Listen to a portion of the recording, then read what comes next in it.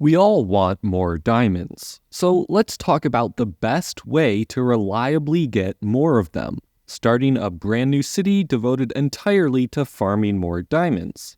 A diamond farm. This works because diamonds are shared between your worlds, so you can start a new world and generate diamonds there, and then use those diamonds in your main city on events, expansions, or to get more alabaster. The best part is that after setting up a diamond farm, you don't need to do too much work. The first step is to either create an entirely new city or convert an existing city into a diamond farm. If you're starting a brand new city, focus on playing the game normally first. Play events, build up attack boosts, and focus on playing the guild expeditions as much as you can. You want to be completing level 4 weekly as soon as possible. Doing so will average you 4,200 diamonds every year, which is already a nice bonus. Along the way, build and level your arc to 80. Technically, it's not necessary to have a level 80 arc, but it is much easier to get blueprints for other great buildings and to get the medals for victory expansions if you do have one. You're also going to want to start building up your inventory of wishing wells and fountains of youth. Over time, these will form a strong base diamond production for your diamond farm, but they can take a while to get. If you're converting an existing city, you probably already have some wells or fountains in your inventory. The easiest way to get more is to place and level a Temple of Relics. It will help you gather quite a few fountains of youth to place down, with you receiving dozens annually at higher levels, though it will take you a while to get there. Focus on your arc first, but at least get down the level 1 Temple of Relics once you have the blueprints. The moment you get a wishing well or fountain of youth, place it down to start helping with your diamond production. Each one you place will average you 181.5 diamonds per year. Over time, you'll want to start removing other buildings to make space, even event buildings. Our goal is to have as many wishing wells or fountains of youth in the city as possible, while still managing to be able to fight through level 4 of the guild expeditions weekly, if not level 5 once you are strong enough. To maximize your diamonds, or if you still want to get diamonds while needing less of a time investment, there are some great buildings to add to your diamond farm.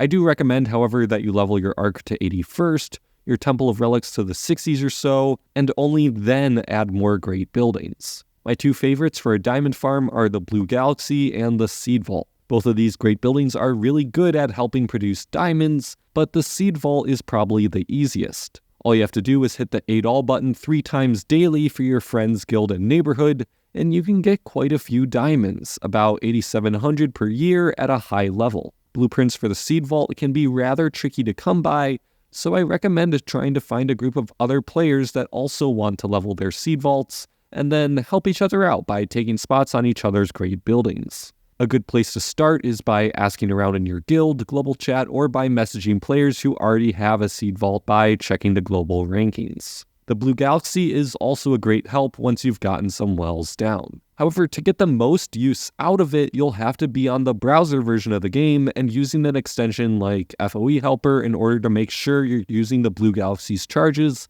on wells that are producing diamonds. Even if you play on mobile exclusively though, it's definitely still worth placing. Even just picking wishing wells at random, the Blue Galaxy becomes more efficient for diamonds per tile than if you just had wells in its place around level 27.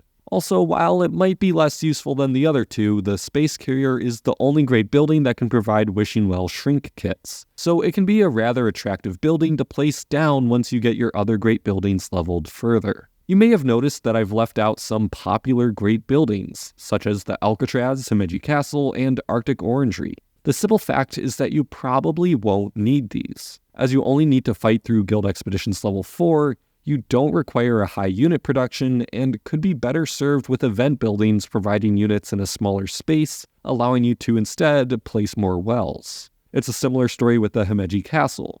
It does have a chance to give diamonds, but it's too big to be worth placing, and you don't need the goods or forge points it gives. As per the Orangery, again, it's too big and we don't need the attack boosts. Of course, there's more ways to get diamonds than just the rather passive expeditions and wells. If you are able to invest more time into your diamond farm and have it be more active, you can choose to participate in the guild battlegrounds to get even more diamonds. Doing so will probably mean that you want to devote more space in your city to attack boosts or to level some attack boost great buildings higher, but you can get quite a few diamonds from guild battlegrounds. It's a great way to boost your diamond income if you have the time, but don't want to make too many separate diamond farms. However, do remember that there will be diminishing returns for your space if you want to keep pushing higher attrition, and that more fights will take more time.